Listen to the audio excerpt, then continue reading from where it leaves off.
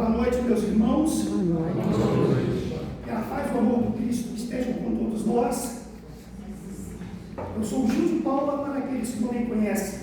E hoje nós vamos falar sobre o comportamento humano na atualidade e também em tempos passados. Eu gostaria de começar pedindo a todos que façamos uma reflexão. Vamos refletir sobre os nossos comportamentos assertivos e sobre os nossos comportamentos erráticos. Vamos refletir porque o homem ama e odeia, cuida e abandona, constrói e destrói tudo ao mesmo tempo. E a grande pergunta que devemos nos fazer é: quem somos de verdade? Pergunta esta que acompanha o homem desde o começo da humanidade. E eu me atrevo a dizer que somente encontrei respostas aproximadas na doutrina espírita. Lembrando que os espíritos mais evoluídos, em suas comunicações conosco, nos diz que nem para eles é dado saber tudo sobre a criação.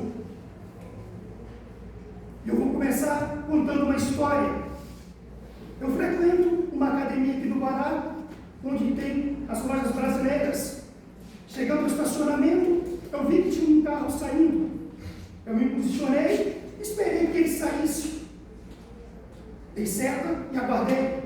Entretanto, veio um outro carro, atravessou a minha frente e estacionou no lugar. Eu fiquei chateado, mas resolvi estacionar em outro lugar. Quando eu voltei, o rapaz, ainda jovem, estava dentro do carro e eu lhe disse: eu estava esperando essa vaga. Ele simplesmente, friamente, me disse: eu sei.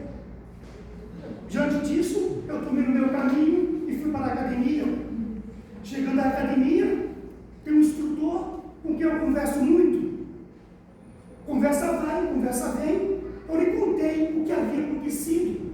E ele me disse: ah, se fosse comigo, eu faria isso, eu faria aquilo. Então eu lhe disse: não vale a pena. Você não sabe quem está do outro lado. Essa pessoa podia estar até armada, querendo uma confusão, querendo briga. E por que isso acontece? Acontece porque nós ainda, infelizmente, utilizamos o nosso cérebro primitivo, o nosso cérebro reptiliano. E essa história reflete os princípios comportamentais que nos guiavam no início da humanidade. O instinto, o medo, a sobrevivência, a reprodução e, mais tarde, quando o homem se forma em grupos, a defesa desse grupo. E o que veio modificar isso? A filosofia e a religião.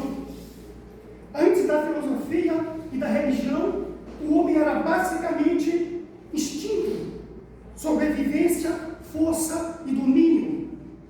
Valia o mais forte, o mais agressivo, o que tinha mais poder. Pouca reflexão, pouca empatia e pouca moral. A filosofia nos ensina a pensar. A religião ensina a sentir e a respeitar. Elas introduzem novas perguntas, novas questões. O que é o bem? O que é justo? Quem sou eu? O que acontece depois da morte? E isso muda profundamente o nosso comportamento. E o que ensina a filosofia? A autoconsciência, a ética, a responsabilidade e a reflexão. O que ensina a religião? A compaixão, o perdão, a responsabilidade espiritual e a esperança. O judaísmo e o cristianismo nos dizem: não matarás, amarás ao teu próximo. O budismo: não propagarás a violência, agirás pela consciência. O islamismo pregou a justiça e a solidariedade. Resultado: surge a moral coletiva. As pessoas passam a se conter não por medo, mas por valores. A filosofia e a religião surgem como instrumentos da providência, são escolas da alma.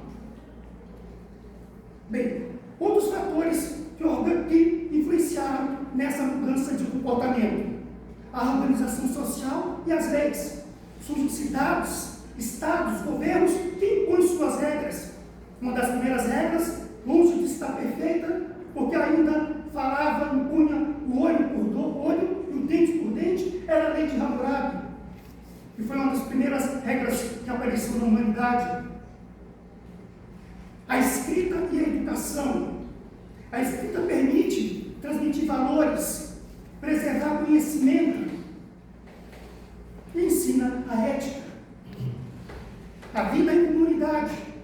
A convivência obriga respeito, cooperação e regras. Quem não se adapta é excluído. A vida, a fofoca. O livro Sábios, escrito por Yuval Noah Harari, diz que a fofoca foi fundamental na mudança do nosso comportamento. Aquele tete-a-tete, aquela conversa no pé de ouvido, aquela transmissão oral que graçava entre os grupos e ela passando de geração em geração.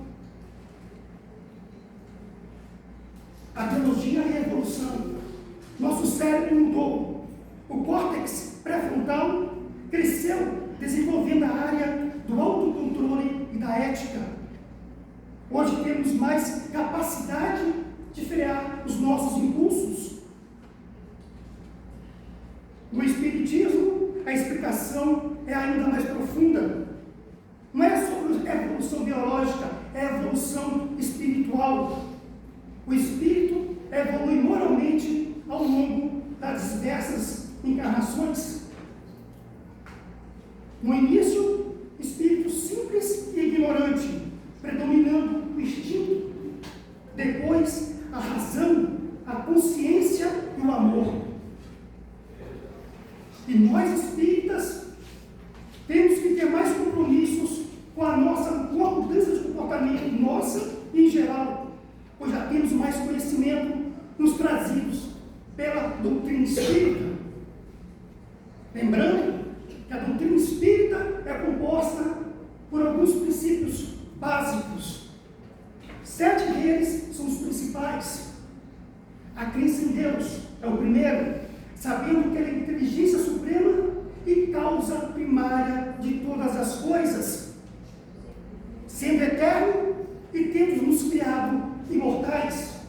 Deus é eterno porque sempre existiu e sempre existirá, diferentemente de nós que fomos criados, mas nunca deixaremos de existir.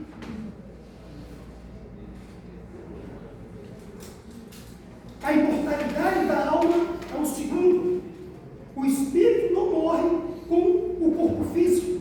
A morte é apenas uma passagem para outra vida. O ser humano continua existindo no plano espiritual. Terceiro, a pluralidade das existências, a reencarnação. O espírito renasce quantas vezes forem necessárias para aprender, evoluir e reparar erros. Cada vida é uma oportunidade de crescimento moral e intelectual. 4. A pluralidade dos mundos habitados. O universo é povoado por diversos, inúmeros mundos, e a Terra é apenas um deles. Iguais ao nosso planeta, existem centenas de milhares, menos evoluídos, outras centenas, e mais regulados, outros milhares, milhões. A comunicabilidade dos espíritos é o quinto princípio. Os espíritos podem se comunicar conosco por meio dos médiuns. E essa comunicação tem finalidade educativa, consoladora e moral.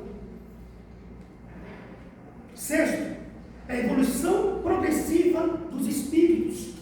Todos os espíritos são criados simples e ignorantes e caminham pelo esforço próprio rumo à perfeição.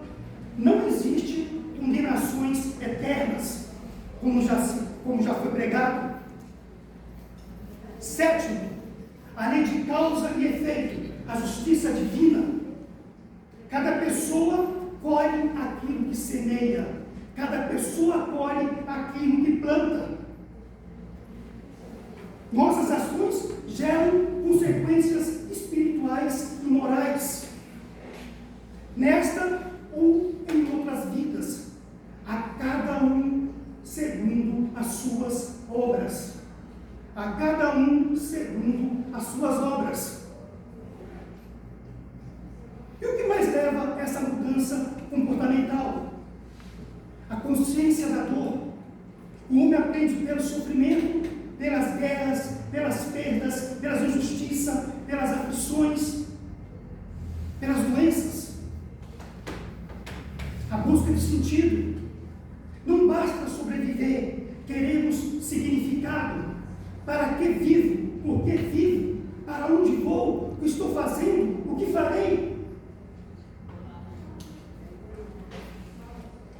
A necessidade de convivência. Sozinho ninguém sobrevive. Aprendemos, cooperamos e sobrevivemos juntos. O ser humano deixou de ser apenas um animal que reage, para se tornar um espírito que reflete, que pensa, que pesa. Bem, a filosofia então educou a mente, a religião educou o coração e a dor educa a alma. O mundo em que nós vivemos, todos sabem que mudou radicalmente nos últimos tempos.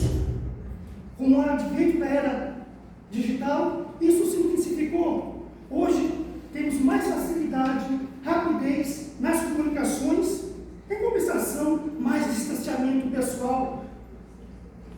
Eu aposto aqui que todos já foram numa festa, foram num restaurante com familiares e com amigos, e que muitos ficaram ligados nos seus celulares, ouvindo música, assistindo a vídeos, passando mensagens. Então, a tecnologia trouxe mais recursos e mais informação. Em contraste, aumentou a tristeza, a ansiedade e a desconexão de nós mesmos e dos outros, traduzidos em depressão e levando até o suicídio. Bem, eu agora vou citar alguns exemplos tirados do Evangelho de pessoas que sofreram uma mudança radical de comportamento. E vou começar com Maria de Magdala. Maria de Magdala era uma mulher belíssima. Maria de Magdala se entregava aos prazeres. Maria de Magdala era cortejada por muitos homens. Maria de Magdala gostava das festas, das músicas, das orgias. Mas dentro de Maria havia um vazio espiritual, e ela tinha necessidade de amor. Foi quando ela escuta e vê ao Cristo e se encanta com as palavras dele, e naquele momento ela decide fazer a sua reforma íntima, mudar o seu comportamento e começa a seguir Jesus, tanto que ela, em um certo dia, perfuma os pés do Cristo e começa a segui-lo, apesar da resistência de alguns dos discípulos por causa da vida pregressa dela. E Jesus tem os braços abertos para Maria. Quando Jesus retorna, ressuscita, a primeira que o vê é Maria de Magdala, que sai a divulgar a Boa Nova. E nos conta o livro Boa Nova, que depois que Jesus fez a sua passagem, um grupo de leprosos foi até a cidade onde ele estava para ter com Jesus, sem saber que Jesus já havia partido. Então Maria os recebe e cuida deles, conversa com eles, diz a eles que Jesus já partiu, mas os ensina também os ensinamentos deixados por Jesus. E quando expulsos da cidade.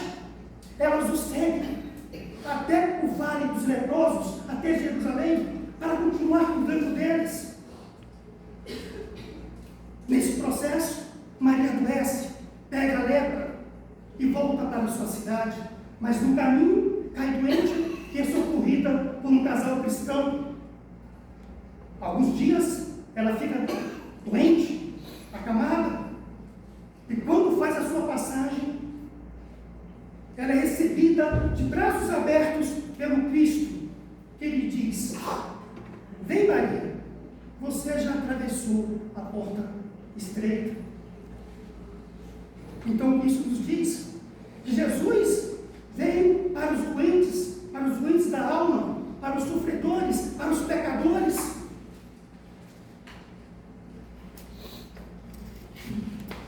Havia um homem chamado Levi. Jesus se encontra com esse homem e diz: Levi, o que fazes? Levi diz: eu cobro impostos. Eu cobro impostos públicos.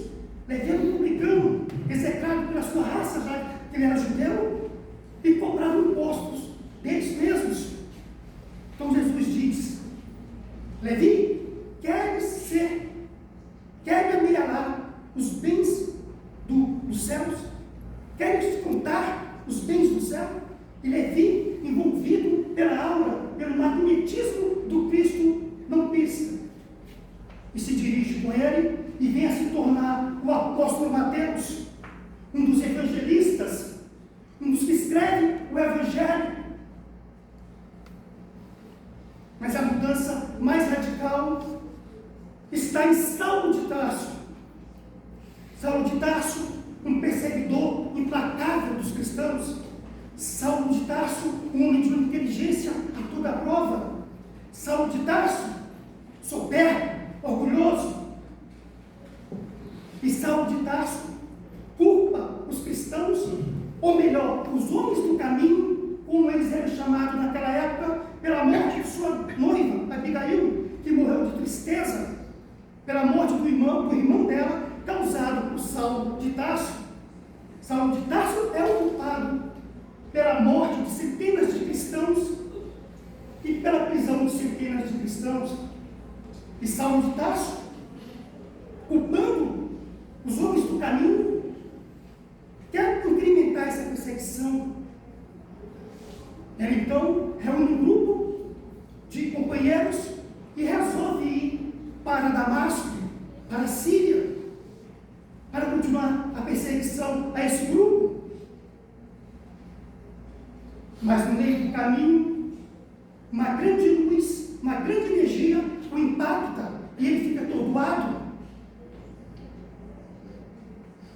Os companheiros só viram uma pequena luz que se projetou, mas dentro daquele seu atordoamento, dentro daquela névoa que o cega, surge uma figura de cabelos compridos, que ele diz: Saulo, por que me persegues? Saulo, espantado: quem é, Senhor? Eu sou Jesus, o Nazareno, Jesus de Nazaré.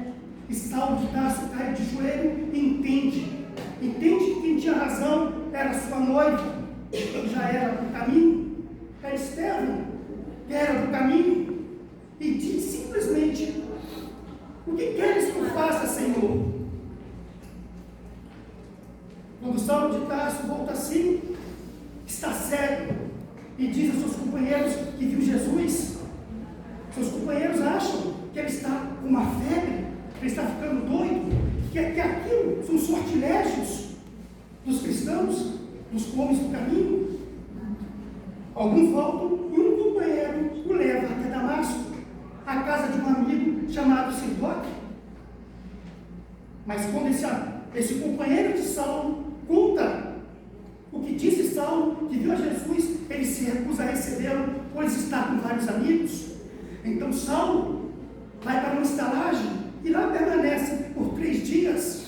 No terceiro dia, um homem chamado Ananias vai até ele e lhe diz: Saulo, estou aqui enviado por Jesus para fazê-lo ver ver novamente, e impõe as suas mãos sobre Saulo, e Saulo sente como se escamas tivessem caído dos seus olhos, e recupera a visão.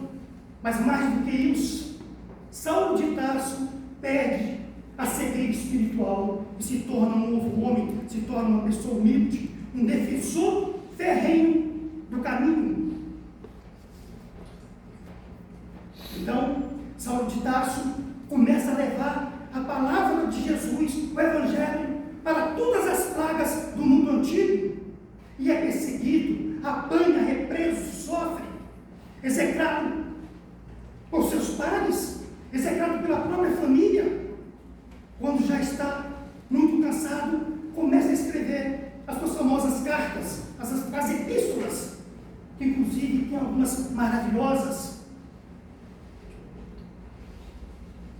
E quando Saulo de Tarso faz a sua passagem, decapitado que o é, lá estão de braços abertos para recebê-lo Abigail, Estevão e o próprio Jesus.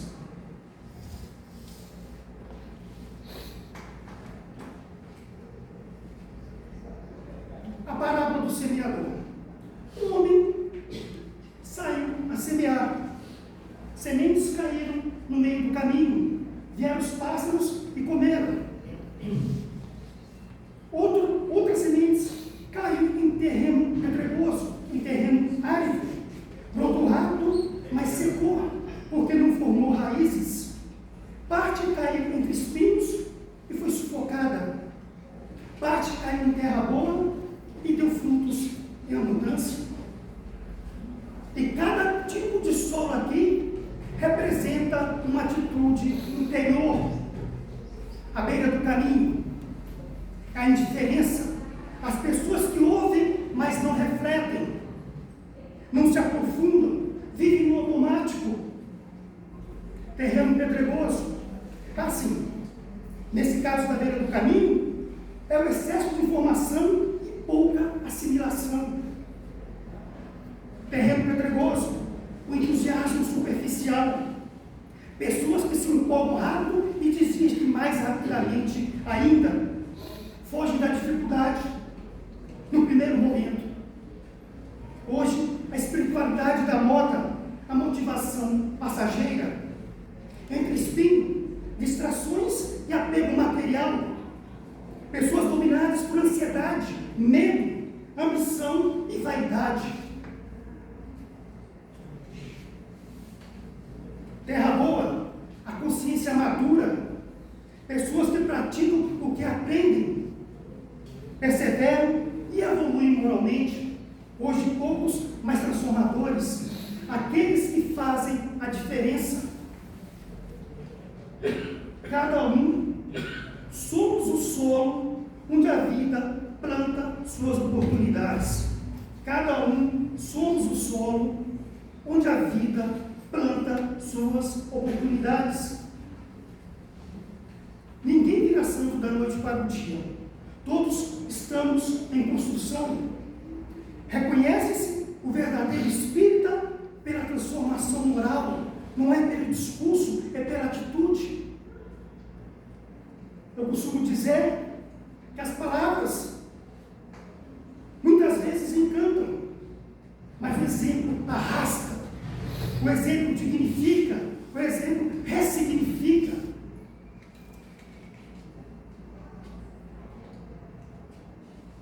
Transformação é reclamar menos, perdoar mais, julgar menos e ajudar mais.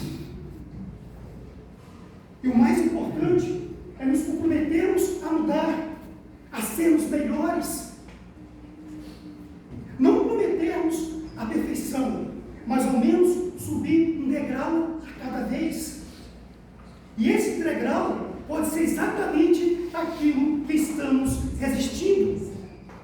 Abandonar uma desculpa recorrente, controlar o impulso nocivo, ser mais paciente, mais justo e mais verdadeiro. Agora, eu vou fazer um momento musical.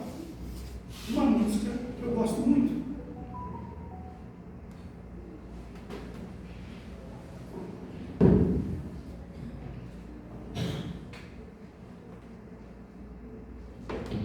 Ó, se tiver alto, vocês me avisem, tá? Ou se tiver baixo.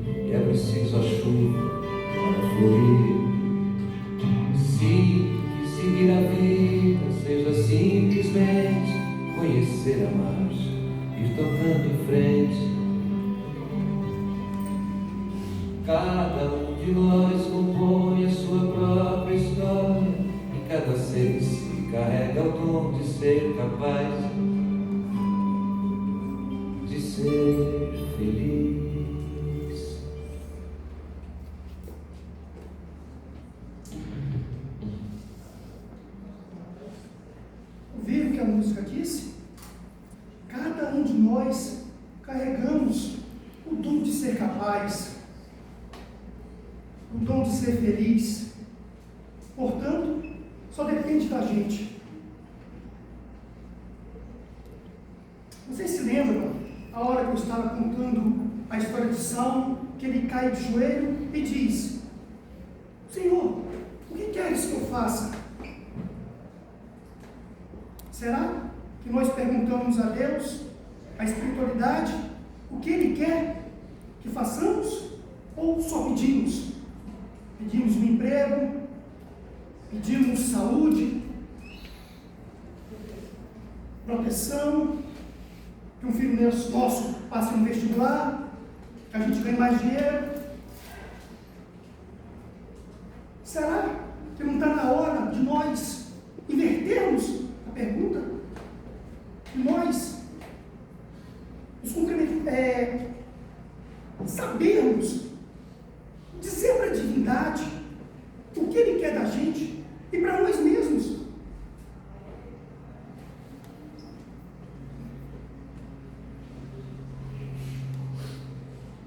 Bem, eu estava assistindo a um vídeo do Haroldo Dutra e ele estava contando uma história sobre Divaldo Franco. Disse ele determinado momento da vida, Divaldo Franco estava muito chateado, estava muito triste, pois algumas pessoas falavam mal dele, provavelmente dizendo coisas como se ele fosse um embusteiro ou algo do tipo, e que Divaldo resolveu responder a essa maledicência. Entretanto, Joana de Ângeles, mentora dele, lhe apareceu e lhe disse: você não responda nada, você não diga nada. Mas Divaldo se manteve reticente e Joana veio a carga novamente: você se cale, você não responda, você não diga nada. Se o seu comportamento, se a sua vida não foi suficiente para que eles lhe respeitassem, para que eles vissem o homem que você é, não será você retrucando que eles vão acreditar em você. Então, meus amigos, o importante é que nós mantenhamos o nosso comportamento ilibado, que sejamos pessoas corretas, e se alguém fala mal de nós, que eles se afoguem na própria maledicência. Temos que nos conhecer, saber o que somos, procurando corrigir os nossos maus comportamentos.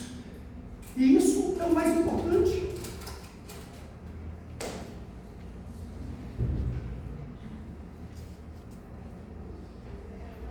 Bem, para encerrarmos,